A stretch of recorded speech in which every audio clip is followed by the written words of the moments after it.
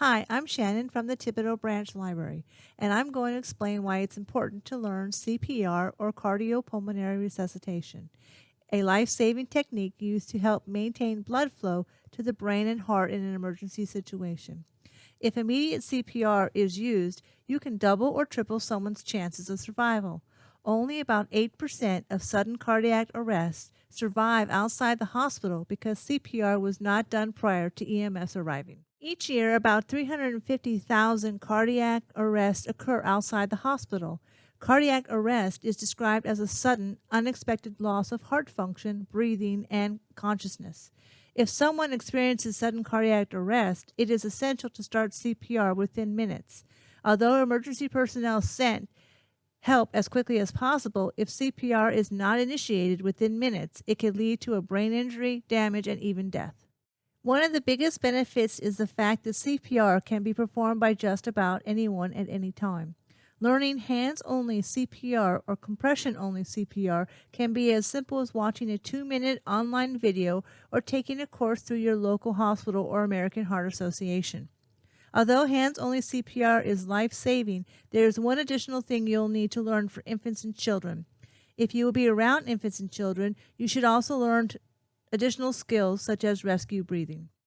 Did you know that 88% of sudden cardiac arrests occur at home?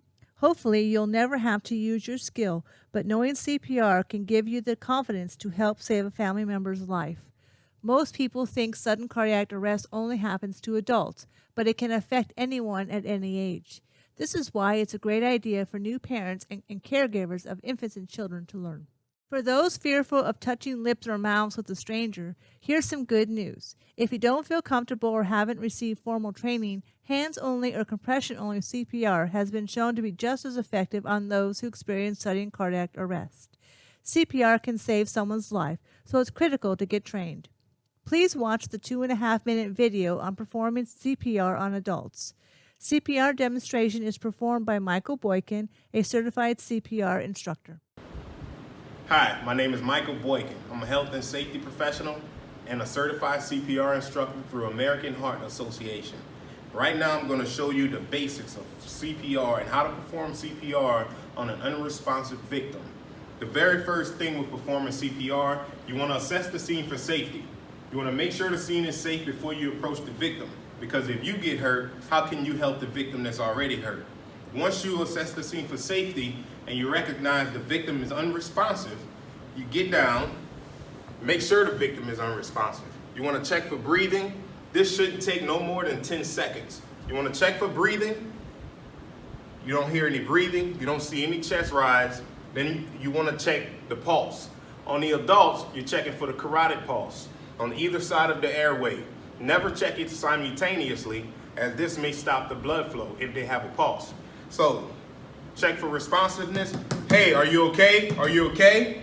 You don't see any breathing. You scan the patient. You don't feel a pulse. At that point, you activate the emergency response. If someone is around, you tell them, hey, activate emergency response, get an AED now. Call 911 and get an AED. If you're by yourself, then you're going to be responsible for doing everything. Once you activate the emergency response, then you perform CPR. When performing CPR, you want to do 30 chest compressions and 2 breaths. Here we go. You want to make sure you have proper hand placement. You want to go to the lower half of the sternum, never go to the tip of the breastbone. 30 compressions. 2, 3, 4, 5, 6, 7, 8, 9, 10, 11, 12, 13, 14, 15, 16, 17, 18, 19, 20, 21, 22, 23, 24, 25, 26, 27, 28, 29, 30. Now you want to give 2 breaths. Pinch the nose, tilt the chin to clear the airway.